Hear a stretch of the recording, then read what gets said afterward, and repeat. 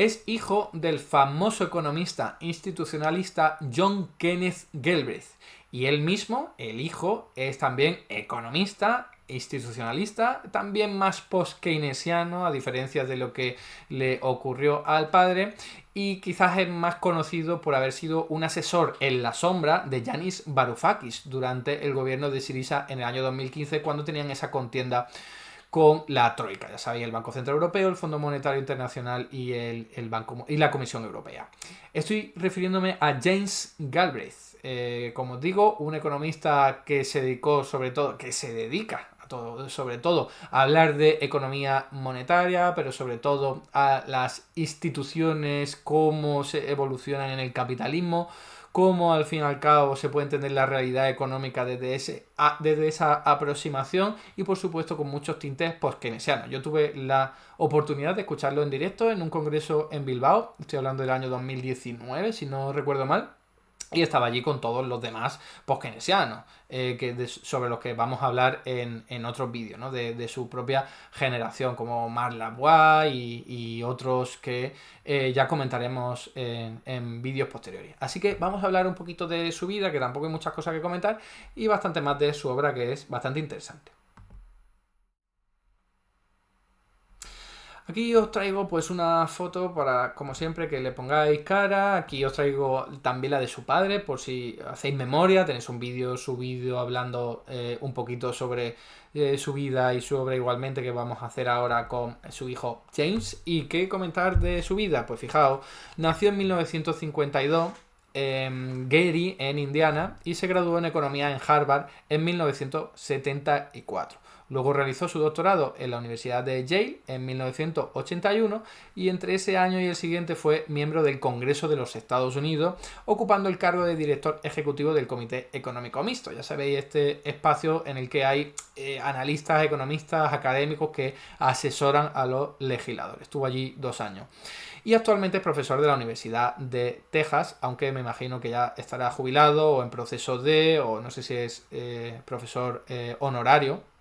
Y bueno, como os decía, fue bastante conocido aquí en España, a diferencia de a lo mejor su padre, que sí es más conocido, porque fue asesor del gobierno de Varoufakis y luego redactó un libro para hablar de toda esa experiencia que os podéis imaginar, que fue una maldita locura. Es que era una especie de asesoramiento oculto, secreto, en la clandestinidad dentro de un gobierno, como él mismo relata en ese libro. Que si queréis hacer memoria sobre lo que ocurrió en el año 2015 y toda esa barbaridad por parte de la Unión Europea, que parece que ya nos hemos olvidado, pero que fue antes de ayer, hace solo 10 años, ese libro la verdad es que es muy bueno, ¿no? Y los libros que os voy a traer aquí, que creo que pueden ser los más interesantes, fijaos, en orden cronológico como siempre, este primero a mí me parece muy chulo porque además es la base teórica de lo que luego va a desarrollar, como siempre ocurre en todos los economistas, ¿no? Este es de 1989, fijaos cómo se llama, ¿no? Tecnología, finanzas y el futuro americano, refiriéndose por supuesto a Estados Unidos, ya sabéis cómo son estos que hablan siempre de su país como si fuera el continente. ¿De qué habla en este libro? Bueno, pues se sitúa el foco en la tecnología y dice, oye, mira, la tecnología en nuestras sociedades occidentales siempre se sitúa o se dibuja como una especie de progreso, algo positivo, algo que va haciendo evolucionar las sociedades a mejor, ¿no? Toda esta idea de que el progreso, el caminar hacia adelante es siempre algo bueno, y aquí lo que hace es criticar. Dice, oye, mira, la tecnología se está utilizando recientemente para que, por ejemplo, las finanzas, las entidades bancarias, hagan negocio de una forma mucho más sencilla, con formulaciones matemáticas, con creación de dinero, con productos financieros derivados, que lo único que hacen es agravar los problemas de desigualdad. Entonces dice, fijaos, la tecnología no siempre se usa para algo bueno, sino que en el caso de la finanza está clarísimo que lo que está haciendo es enriquecer a una minoría a costa de empobrecer a una mayoría que se ve además subordinada por culpa de todo el procedimiento de la deuda. Te tengo que pagar intereses, entonces yo me hago más pobre, a ti te hago más rico, ¿no? De eso se habla en este libro. También lo vincula con la globalización. Dice, oye, mira, antes de que hubiese tantas facilidades para el comercio internacional a través de aviones, de barcos y tal, pues las empresas se quedaban en su propia región, y ahora por culpa de la tecnología las empresas se van allí donde más bajos son los salarios, donde más bajos son los impuestos, donde más laxos son todos los estándares medioambientales, de protección del consumidor, estándares de sanidad, etcétera, etcétera. Y entonces eso lo que hace es agravar las desigualdades que ya existen, ¿no? Entonces lo que propone al final de este libro es básicamente que haya una mayor regulación, sobre todo de la élite financiera, para que no utilicen la tecnología en su propio beneficio, y también más planificación económica. En eso es igual que el padre. Recordad que el padre lo que hacía era, oye, el capitalismo se ha descontrolado y son grandes empresas las que aquí manejan el cotarro, vamos a regularlo, vamos a planificar la economía. Bueno, pues de tal palo, tal astilla, podríamos decir, ¿no? Este libro es de 10 años después, fijaos. Habla aquí de la crisis en el salario americano, podríamos traducir, ¿no? De nuevo, es Estados Unidos, en 1998, ¿vale? Aquí lo que se hace es un análisis detallado del crecimiento de la desigualdad salarial en Estados Unidos. Aquí os podéis imaginar, estamos hablando ya de 1998, o sea, ya el neoliberalismo ha acampado a sus anchas durante un montón de tiempo, y lo que aquí Galbraith señala es que hay una desigualdad enorme por culpa de todas las políticas neoliberales que se están empezando a implementar, por culpa del mal funcionamiento del sistema económico capitalista, en el que hay una élite, sobre todo de las finanzas, siempre ponen mucho el foco ahí, pero en general las élites que se aprovechan del propio sistema para generar beneficios y ganar dinero. Por culpa de eso hay gente que acaba perdiendo sus puestos de trabajo, viendo una reducción de su salario. Por supuesto, no solo habla de neoliberalismo, habla también de globalización, habla también de la financiarización. Bueno, todo esto que no es absolutamente nada nuevo, pero aquí tenéis un libro en el que habla de ello, y quizás la parte más interesante sea la que hace recomendaciones de política. Por supuesto, Galbraith no es un revolucionario, ni muchísimo menos, igual que el padre, y lo que hace es, por ejemplo, proponer, os voy contando, pues lo mismo, ¿no? De regular el mercado, combatir las rebajas fiscales que se han hecho a los ricos, incrementar el salario mínimo, que haya una reforma fiscal para reducir la concentración, la desigualdad de la renta y de la riqueza, fortalecer los sindicatos, que se haga una inversión en la educación y en la capacitación de los trabajadores. O sea, todo muy así polite y del sistema, podríamos decir, más socialdemócrata, ¿no? La visión. Ahora aquí tenemos otro libro que es mucho más interesante, más innovador seguramente desde un punto de vista institucionalista. Es del año 2006, todavía no ha aparecido la gran crisis financiera, y las preocupaciones en estos años son, bueno, por supuesto Galbraith tiene también mucho escrito criticando la guerra de Irak, toda la administración de Bush, pero no vamos a hablar de eso, sino que aquí lo que se hace es hablar de los costes ocultos de todo eso, de todo ese imperialismo estadounidense, y además hace mucho hincapié no solo en los costes sociales de los que ya hemos hablado, ¿no? Que el estadounidense medio acaba perdiendo salario y acaba perdiendo su modo de vida tradicional típico del Fordismo, patatín patatán, que siempre hemos hablado, ni de la globalización, sino que habla precisamente de los costes medioambientales. Es un libro muy atrevido por parte de un economista que no había tratado mucho esto, y se pone a hablar de cambio climático, se pone a hablar de todos los problemas medioambientales, de contaminación, de pérdida de biodiversidad, todo como consecuencia de un sistema económico capitalista que se le ha dejado operar sin ningún tipo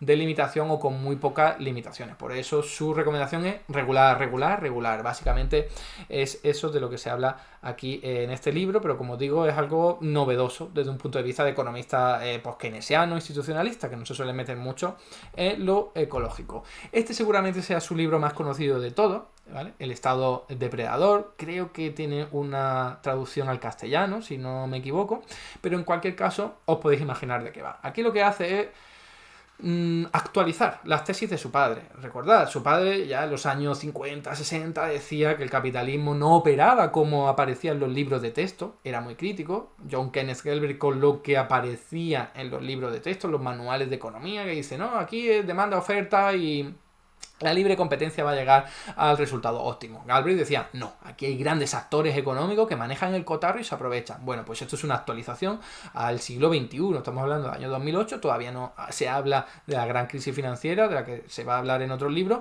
Aquí se dice, oye, que esto no funciona como nos lo han contado. Aquí son grandes empresas, sobre todo de energía, sobre todo de defensa y sobre todo también de telecomunicaciones y de construcción y de finanzas, por supuesto, que manejan el cotarro. Tienen vínculos con los dirigentes políticos, los compran directamente, influyen sobre ellos, hay puertas giratorias, hacen que el sistema se vuelva depredador porque todos los recursos naturales, todos los recursos públicos se ponen a disposición de los intereses de esta élite son oligopolios, que no es como se nos plantea siempre del liberalismo económico, la síntesis neoclásica.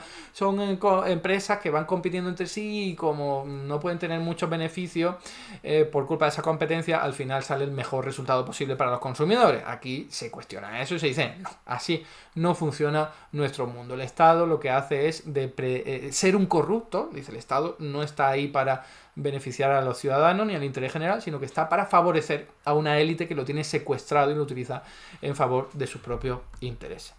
Luego aquí tenéis este libro que la verdad es que no tiene mucho más allá, os podéis imaginar de qué va, ¿no? Desigualdad e inestabilidad. Es un poco desarrollar las tesis de Hyman Minsky, ¿no? De, oye, la desigualdad acaba desembocando en inestabilidad económica. ¿Cómo es posible esto? La típica visión post-keynesiana, ¿no? Hay mucha desigualdad porque los ricos concentran mucha riqueza. Además, eso te permite dar créditos, ¿no? Porque la élite financiera tiene mucha liquidez y lo puede prestar, y al mismo tiempo los de abajo cada vez son más pobres y tienen que recurrir más al endeudamiento. Así que se generan burbujas financieras, y aquí ya, claro, estamos hablando de que ya ha transcurrido la gran crisis financiera y es la explicación que se da.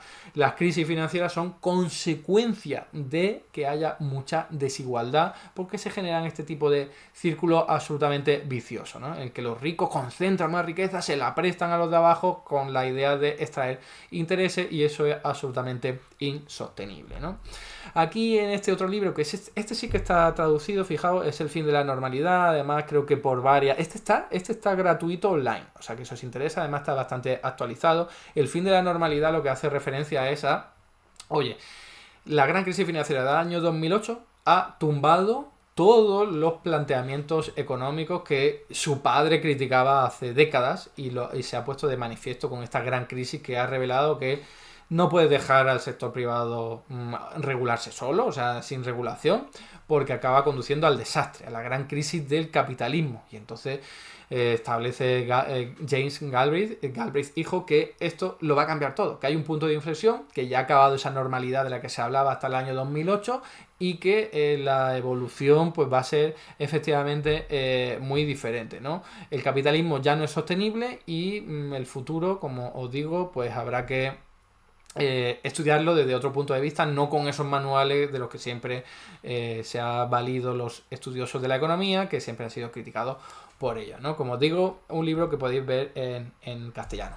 Y por último, os traigo este libro publicado en el año 2016, que es el que he hecho referencia antes. O sea, después de toda esta experiencia con el gobierno de Syriza, James Galbraith, que recordad lo mal que salieron, era Galbraith como asesor del ministro de Economía o Finanzas, no recuerdo cómo se llamaba, que era Yanis Varoufakis, en el año 2015, y que lo que pretendían era diseñar un programa para salirse del euro. Recordad aquella tensión con la troika, oye, que nos están ahogando, no tenemos moneda propia, vamos a ver si nos salimos. Una parte del gobierno de Syriza quería hacerlo con Yanis Varoufakis en la cabeza. Bueno, pues ahí estaba Galbraith asesorando este gobierno. También estuvo Warren Mosler, por cierto, diseñando un programa que no pudieron poner en práctica porque fueron echados directamente del gobierno, ¿no? Entonces lo que hace en este libro es contar esa experiencia, no solo desde un punto de vista político de, oye, esto era una operación de clandestinidad dentro del gobierno, no se podía enterar Alexis Tsipras ni ningún otro, sino que también habla de la barbaridad que cometieron la Unión Europea, ¿no? Que sí, que la deuda pública era muy elevada en Grecia y que se habían cometido muchas irregularidades, pero que el castigo fue absolutamente disparatado y que lo único que perseguía era que Grecia pagara la deuda a los bancos alemanes y franceses en su mayoría, ¿no? O sea que en realidad cuando se rescató a Grecia, entre comillas, era rescatar a los bancos alemanes y franceses, bancos europeos que tenían muchas inversiones ahí, ¿no? Y se hizo de una forma muy macabra, ya sabéis, desastrosa para la población griega que todavía sigue sufriendo sus consecuencias. Y este es un libro que resume todo eso. Dice que la solución económica fue desastrosa y que la solución política fue absolutamente injusta. Hasta aquí el vídeo de hoy. Muchas gracias por estar ahí y si te ha resultado interesante, no dudes en comentar, darle like y compartir, que la teoría económica dominante no se combate sola.